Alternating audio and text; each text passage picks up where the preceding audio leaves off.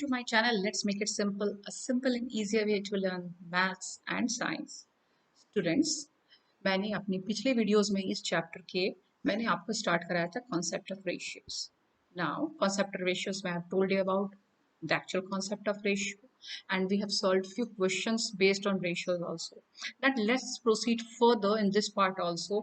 That ratio से related कुछ और topics मतलब कुछ और questions हम solve करें so that it will become more clear to you. Now, I've taken few questions. Now, the first question is a map drawn to a scale of 1 centimeter to 10 kilometer measures 24 centimeter by 18 centimeter. Areas of the land and water represented in the ratio of 7:2. Find in square kilometer the land area represented. एक map है, पहले मैं आपको explain कर दूं. एक map है, ये पर्टिकुलर किसी एरिया का मैप है, एंड इस मैप का जो हमारा मेजर है ये है 24 सेंटीमीटर और ये है 18 सेंटीमीटर. ओके एंड इसमें जो भी एरिया लैंड और वाटर का जो एरिया है, मतलब जो भी यहाँ पर लैंड या वाटर होगा उसका जो रेशियो है मैप में, उसमें वो आया है हमारा 7 ratio. It is given 7:2. Okay, land and water का रेशियो 7:2. मतलब मैप में जैसे हमारा लैंड वाटर सारा होता है तो उसमें निकाला गया कि मैप लैंड और वाटर का जो रेशियो है वो 7:2 है. And what you have to find out कि what is the land area. और एक चीज क्या दी गई है कि हमेशा मैप में एक स्केल दिया रहता है कि मैप का 1 centimetre is equals to 10 kilometre. It is given here as you can see here कि इस मैप का जो है 1 सेंटीमीटर मतलब 10 किलोमीटर. तो लेंथ क्या है मैप का? Length of map is equals to 24 centimetre. Okay, तो हम इसको किलोमीटर में कन्वर्ट कर लेते. According to this based it will be 240 kilometre, है ना. इसमें मल्टीप्लाई 10 कर दिया तो हमारा आ गया 240 किलोमीटर. 10 मल्टीप्लाई क्यों किया? क्योंकि ये बोल रहा है 1 सेंटीमीटर मतलब 10 किलोमीटर, यानी 24 सेंटीमीटर यानी 24 मल्टीप्लाई 10 किलोमीटर. ओके, तो ब्रेथ क्या हो गया?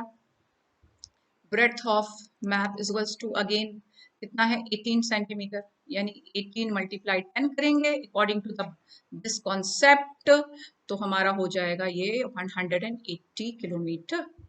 ठीक है, तो एरिया ऑफ मैप क्या हो जाएगा? Area of map is equals to 240 multiply 180 kilometre square. तो ये हो जाएगा हमारा 43200 kilometre square.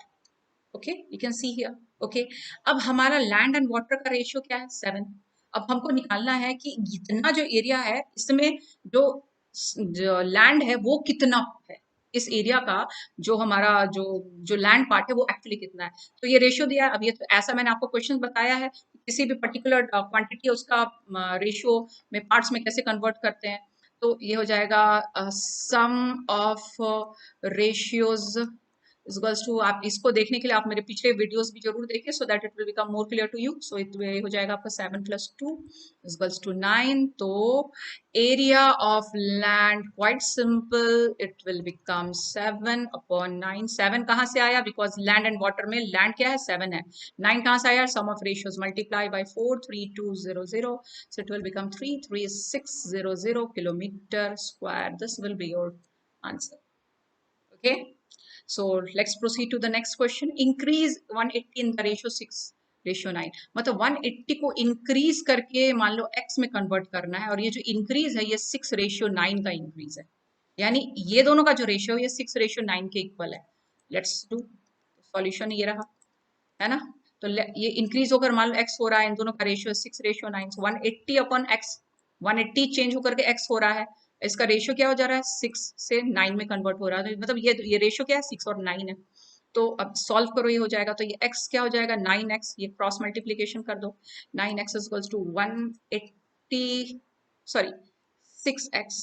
I'm really sorry. 6x is equals to 180 multiply 9. So x is equals to 180 multiply 9 upon 6. तो ये हमारा हो जाएगा 3270.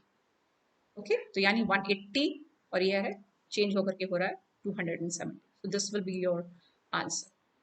Okay, let's proceed to the next question. The two distances are in the ratio 15:8. The larger is 60. What is the smaller? Okay, let the smaller part be x.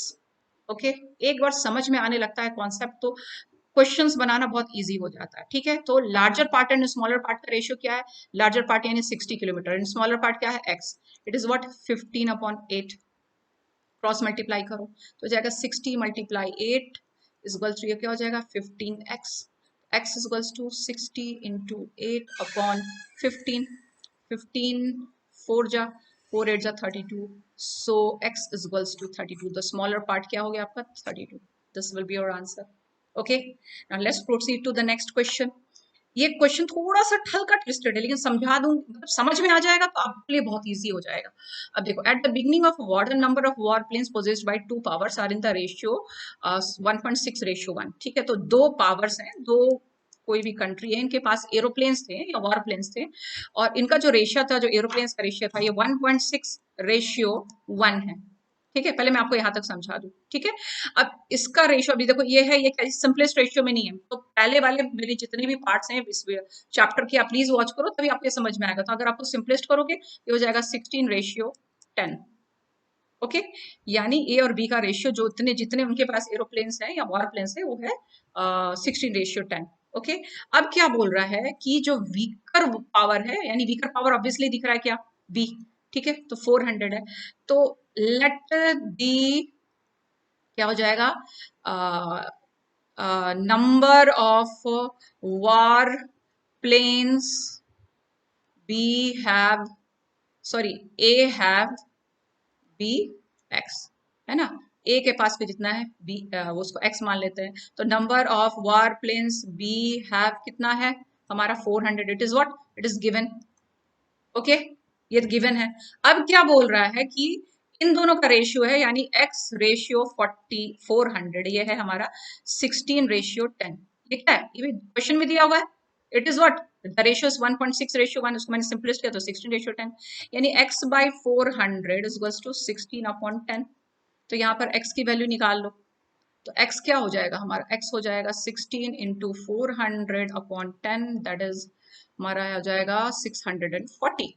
Okay, अब question क्या बोल रहा है, in general arrangement each power loses the same number of planes. अब क्या है, कुछ हुआ दोनों के बीच में, वॉर वगैरह हुआ, उससे दोनों ने अपने अपने प्लेन लूज किए, और जितने प्लेन लूज किए, ए नहीं जितने लूज किए उतने ही बी में लूज किए. तो let the planes lost by both A and B be y, दोनों को मान लेते हैं कि वाई लूज किया. अब जो रेशियो है, जो पहले 16:10 था, वो अब 2:1 हो गया. तो यानी अब अगर हम पहले कितना था, ए का कितना है 640 था, इसमें से वाई लूज कर गया. अब बी का कितना था, पहले 400 था, ये भी वाई लूज कर दिया, और इन दोनों का लूज करने के बाद जब रेशियो हो गया, वो हो गया 2:1, यानी 2/1, 2:9 2/1. अब इसको अगेन क्रॉस मल्टीप्लाई करो, ये हो गया 640 माइनस वाई. अब तो यहाँ पे सिंपल लीनियर इक्वेशन है, ये हो गया 2 मल्टीप्लाई 400 माइनस वाई, ये हो गया 640 माइनस वाई, ये हो गया हमारा 800 माइनस 2y. तो ये हो गया हमारा minus y plus 2y is equals to 800 minus 640. So y is equals to 160, यानी the number of planes lost by both A and B will be 160. See how simple and easy it is. Question समझ में आना, जो जो question बोल रहा है उसको वैसे वैसे करते जाना है, और हमारा सारा सॉल्यूशन आराम से निकल आएगा. ठीक है, तो करना क्या है, बस एक कॉन्सेप्ट हमेशा दिमाग में क्लियर रखना है. सो अब नेक्स्ट वाले जो मेरा जो पार्ट आएगा, जो वीडियो आएगा, उसमें मैं आपको प्रोपोर्शंस के बारे में बताऊंगी और यूनिटरी मेथड के बारे में बताऊंगी. Please like and subscribe my channel, and please comment also, because आपकी अप्रिसिएशन, अगेन मैं हमेशा ये बात बोलूंगी, it means a lots to me and it always boost me to do more better. Thanks a lot for watching my channel. Thanks again.